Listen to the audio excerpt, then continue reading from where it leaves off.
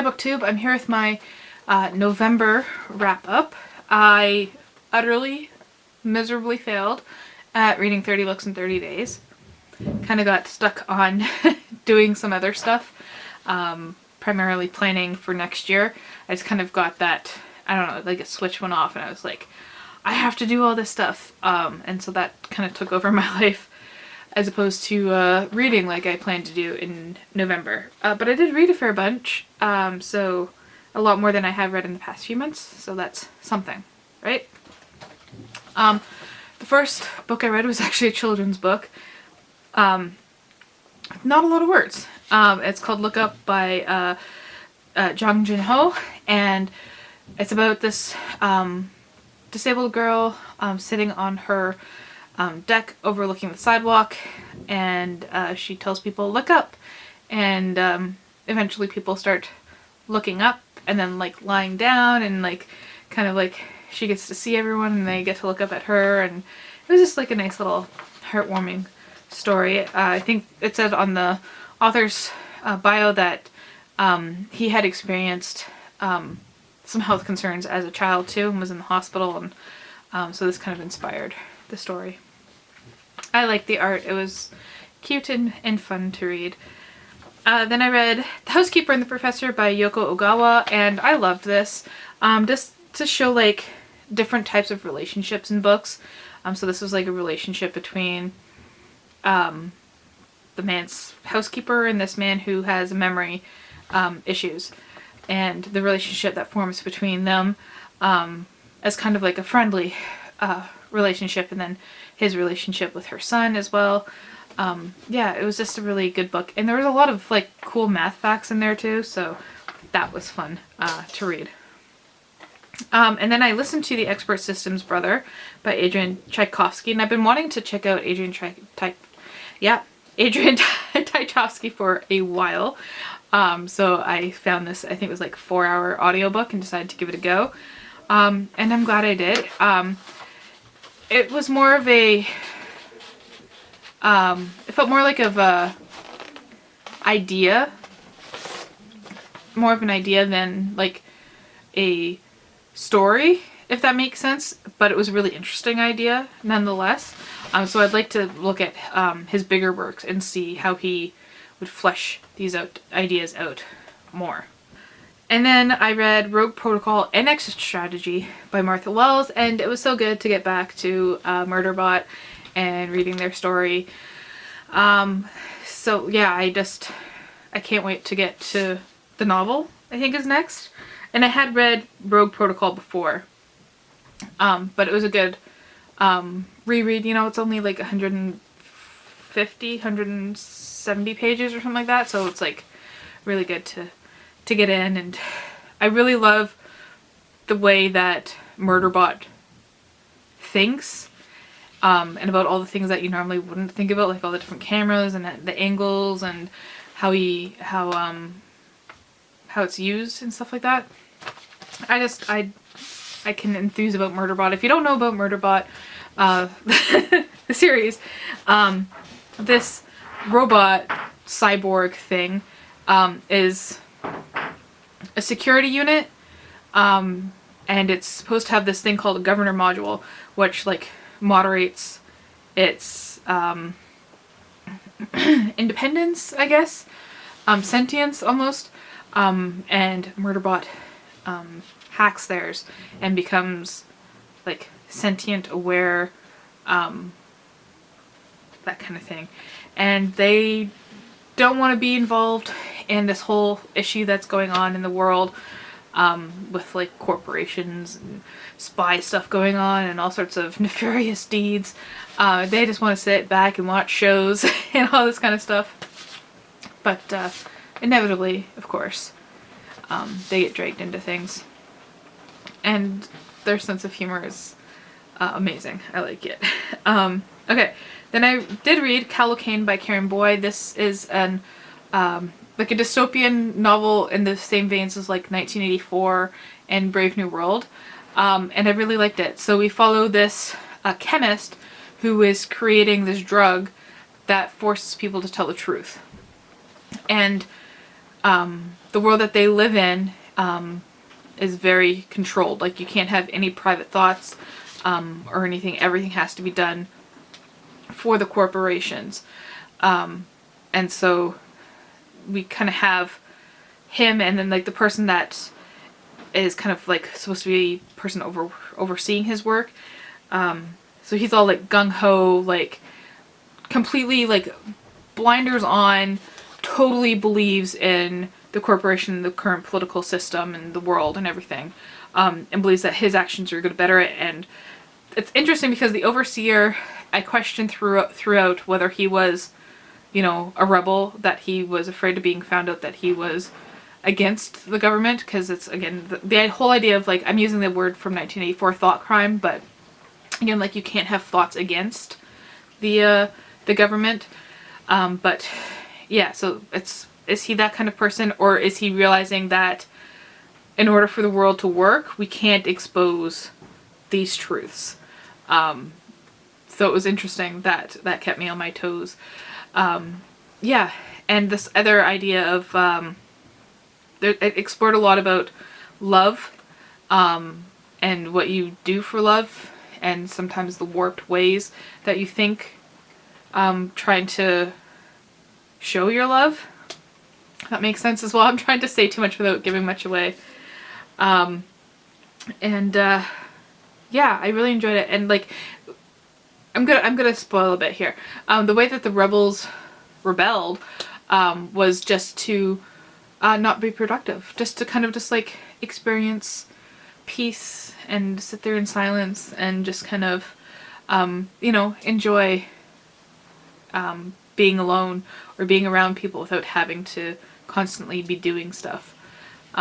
Yeah, I think it's definitely a good dystopian for now, where we have like this productive hustle culture kind of thing, as a reminder to like slow down and just like chill, enjoy life.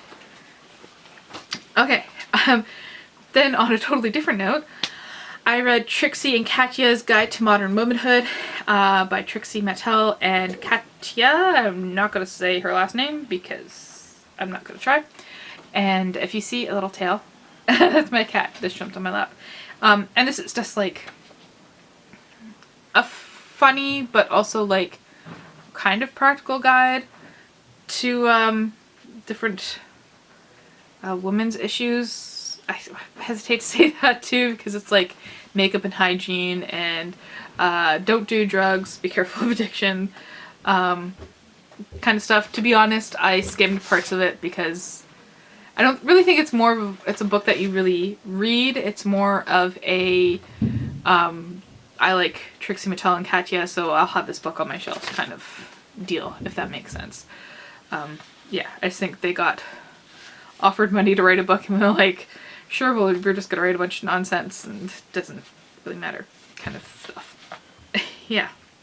Okay, I also read The Test by Sylvain Neuvel, and this is about a man with his family is trying to immigrate to England, or they've already immigrated, but they're trying to become citizens of England. And he's going through the citizenship test. And yeah, it is a messed up book. If you thought too hard about it, I think it would fall apart, but it was an interesting thought experiment. I'm trying to be vague, but also encourage you to read it at the same time, because it is quite an interesting thought experiment. Yeah, that's all I'm going to say about that. It's best to be brief with short novels, right? I also read Beneath the Sugar Sky by Shannon Maguire, and this is a Wayward Children series book, and I'm glad I'm continuing with it. I'm not worried at like picking up the pace of reading them. I'll just read them as I feel like them. So it's like a 3-star series for me. Like, it's good to read, but it's not anything extraordinary.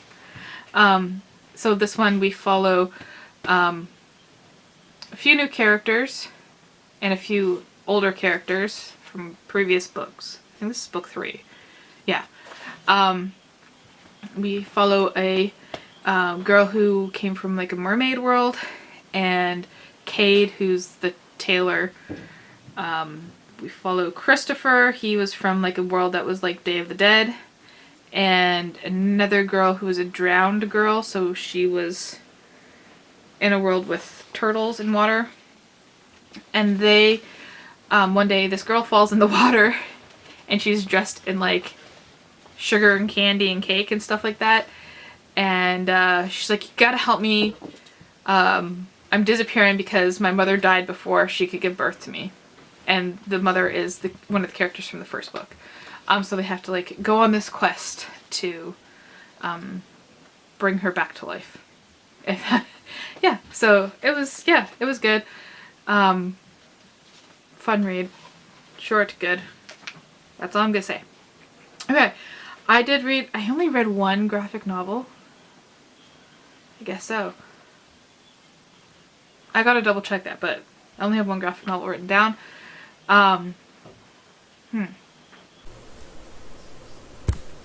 Okay, I'm in a weird place editing. I did read another graphic novel. I'm going to insert here. I read Run Bongu Run, which is a manhwa.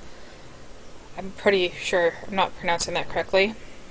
Which is a Korean comic, like manga, but manhwa. There's an H and a W in there somewhere. Anyways, so this one is about a little boy and his mother go from the countryside in Korea to Seoul looking for his dad. And this book was really sweet. I loved the art, because while they don't just find the dad. They also find this older man and his granddaughter, and they kind of form like this found family, which is really sweet. Except like it did get a little weird at the end with the little boy, and I was just like, why did that have to be included? That was my only real issue with it. That graphic novel is after Limbana. I'm going to show you a picture here because I didn't write down the author's and artist's name. And that is, it takes place in Manila, Philippines, and Limbana is the queen. It's either the name of the place or the name of the queen who runs the place. I can't remember. Sorry. But okay, so there's the magical world and there's our world, and the queen of the magical world has died, and that's caused problems in the real world with the sickness that's going on, and the real world has banished the magical people in the world. Like they're oppressed and being arrested, and they're not allowed to use magic and that kind of stuff. So we follow two young men, I guess, as one's a magical, one's a non-magical, as they just kind of go about their day with this stuff going on around them. If that makes sense. It was good. I really liked the art in it. I unfortunately don't have a copy. I returned it to the library. But you can see from the cover, hopefully, here that it is pretty good. And the story was interesting. It felt like it could have been like more of a series as opposed to just a one-off. But you know, with comics, it's very kind of, I think the comic publishing industry is a little more fickle when it comes to like series and stuff like that, I find. Anyways, okay, and as we are filming, as if there's more than one person here. Well, there's not more than one person here. What was I going to say? Oh, as of filming, I am currently reading People Change by Vivek Shraya. It's like 100 pages long exactly, and I'm going to finish it tonight. But I wanted to get this filmed. And that book is about the different ways that people change. It's kind of like a little bit of a memoir of Vivek Shraya. If you don't know who Vivek Shraya is, she is a, I think, performance artist. Was what she was originally. And now she's more known as an author. That's how I know her anyways. And she did music too, I think, at one point. She's just like in the Canadian entertainment industry.